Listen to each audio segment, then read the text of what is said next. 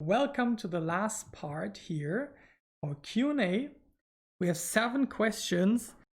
The first question that has the most upvotes is, in case of Facebook and Instagram, isn't it important to have a unique ad for each platform because of the reached audience? Absolutely. And thank God Facebook put in a feature that gives us the ability to specify the ad for every single placement, not only for the Facebook and Instagram newsfeed, but you can specify it on the same ad, seriously. For the stories to make them more vertical, for the audience network, for messenger ads. Yes, you absolutely have to do this. And this was the case in the A/B scenario in our little game we played, Broker Billions. But very good point and very true that you have to optimize it for each placement.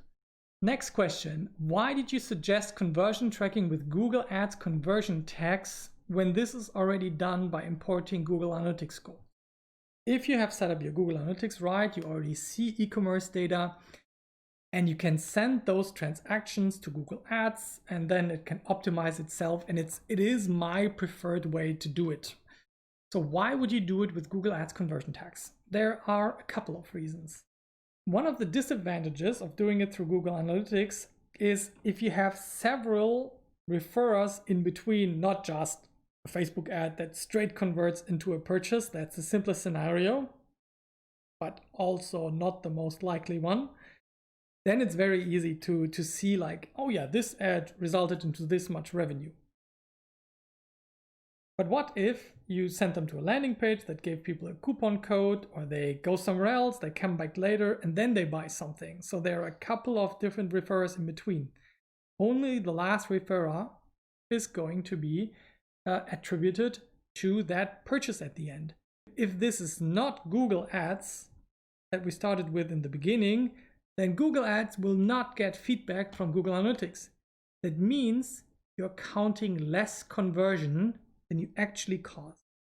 Why is that a problem? It's a problem because you need a certain amount of conversions per week. I usually recommend 50 conversions per week in your ad set in order for the conversion rate optimization algorithm, the campaign optimization algorithm to really be working strongly for you. But if you get too few attributions back to Google Ads, then you have less feedback. So just keep it parallel. Keep your analytics stuff running, but also have the Google Ads conversion tag running in parallel. Set it on the add to cart, set it on the initiate checkout, on the purchase, fill it with values, because it does not care about what happens in between. It attributes it to the clicked or seen ad. Stuff happens on different referrers. Google Analytics loses track. But Google Conversion Tag does not lose track, and it will attribute that conversion to that ad. Yes, will you have overlapping in different numbers than in Google Ads, Google Analytics? Yes, of course. You will usually see higher numbers of conversions in the Google tag. And I personally use it as a second source to verify how many sales my traffic channel is doing and to be more efficient, having to spend less money per campaign and ad set for the 50 conversions per week to kick in. That's my answer. Is it possible or clever to use this just for leads and not for purchases, or is this only usable for e-com? Absolutely, this is usable for all channels. I think e-commerce people just are the smartest, the most experienced about doing it in an extremely number-driven way. And if you look at stuff like conversion rate optimization and analytics, the e-commerce people have historically been the ones who are most experienced and are very skillful in it, because the monetary incentive is immediately obvious. For B2B lead generation, it might take you weeks or months from the first touch point to the conversion. So our ability to predict cost per acquisition on a contract basis and the customer lifetime value, it's incredibly much worse than compared to e-commerce. We usually have a click and a purchase within a day. you absolutely should do it for your lead generation strategy as well. Is the internal Shopify analytics GDPR conform, or how should I treat those cookies to be on the safe side when I want to track the full funnel? Okay, I love this one because it's tricky and it has caused me trouble in the past. So Shopify, again, a US store that is not under as strict GDPR restrictions as we are here in good old Germany. No, it is not properly GDPR compliant. Why is it not? Because it doesn't force user. Let's say you use the Shopify settings, enter your Google Analytics code and your Facebook pixel. Those are the two default options. All data gets sent really nicely. I love the data that comes from Shopify, from the normal setting integration. I love it. But people are not being asked. But there is a plugin for that. And there is always a plugin for something in Shopify and in any other online store like Magento and WooCommerce and whatever you're using. A common solution that I didn't think about in the beginning is the ability for your cookie consent plugin to just block the cookies that would normally be loaded. Let's say your Facebook pixel wants to fire, your plugin just blocks it. It doesn't only not block it when people consented. So you can leave your default installation of your Shopify analytics, at least the Facebook and Google Ads integration, as long as you choose a plugin that suppresses that.